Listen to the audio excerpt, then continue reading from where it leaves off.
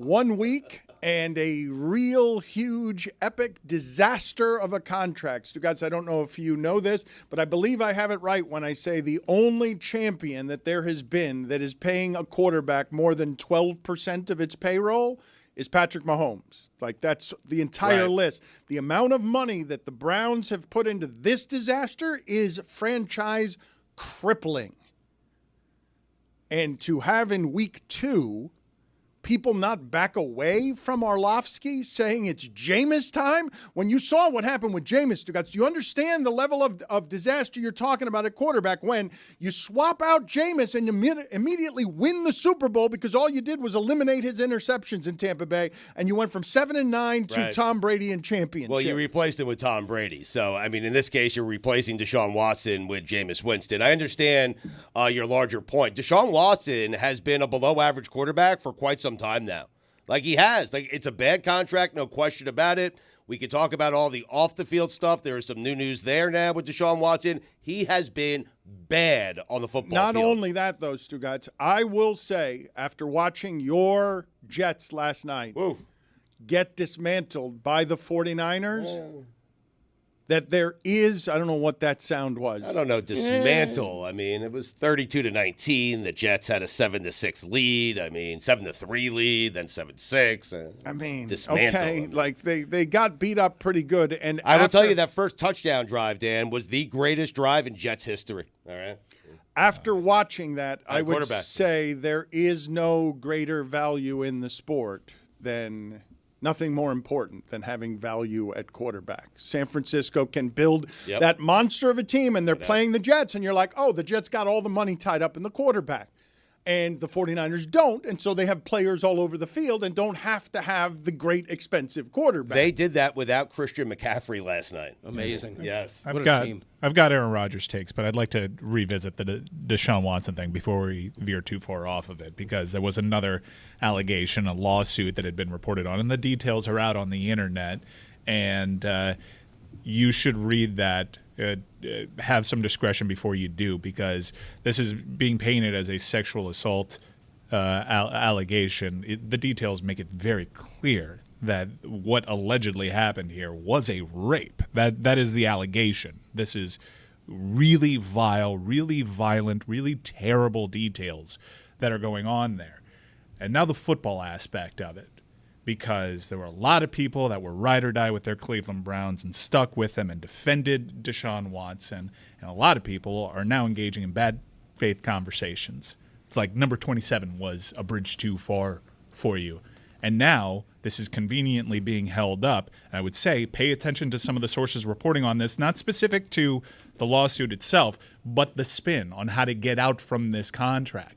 Explore some of those sources and how tied they might be to people in Cleveland's front office. Now it seems that there is going to be a reaction to this allegation that will be far more outsized than the previous brutal previous allegations. Like the coldness of what Mike is saying there, Stugotz. Yeah.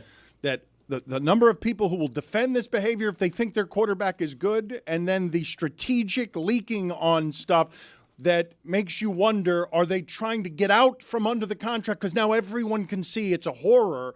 And all in the middle of that, the idea that women get trampled, man, oh man, it's pretty gross, the cutthroat, cold calculation in that. And the details in this story, while vivid and shocking, do fall in line with many of the almost countless allegations that Deshaun Watson had to settle out of.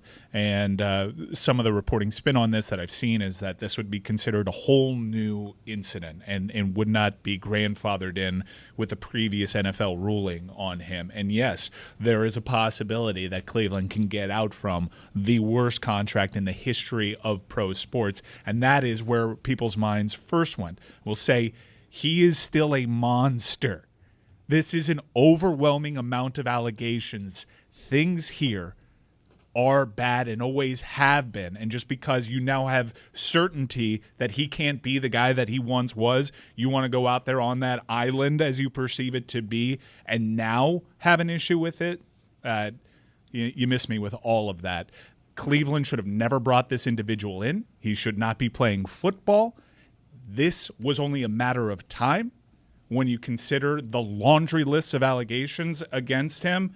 All of it was one of the worst chapters in the history of pro sports. And Cleveland and their decision makers, even if they get out from this contract, are going to skate by, and they shouldn't. Well, to underline your point, though, we're looking a lot at the latest allegation because it seems heinous.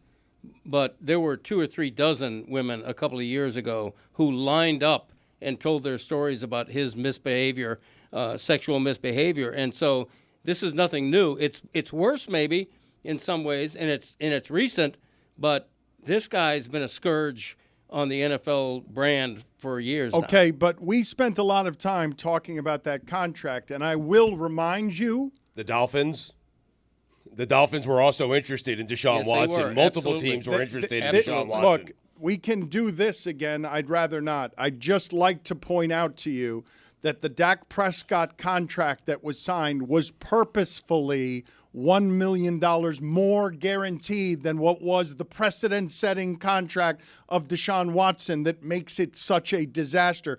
He, in that desperation, reset the entirety of the market, and it's not a coincidence that it was exactly $1 million more that Dak got guaranteed than the biggest guarantee you've seen in the sport. Like the finances of this that make it so cold and awful that you're now like, oh, the Browns are going to try and see if they could sneak away from everything they did there when they shouldn't be allowed to sneak away from everything they did there.